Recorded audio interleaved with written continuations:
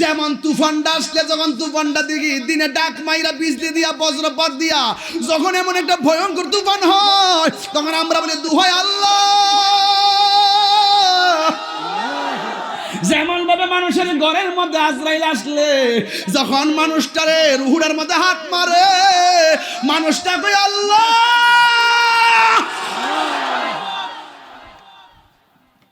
শেষ একটা ডাক মারে গো, এমন ভাবে হায় হায় শুরু হইয়া যাবে। সাহাবীরা ওয়াজ শুননা একদম কাঁপতে শুরু করলো, নবীর জবানে ওয়াজটা শুননা, কিয়ামতের কথা শুননা।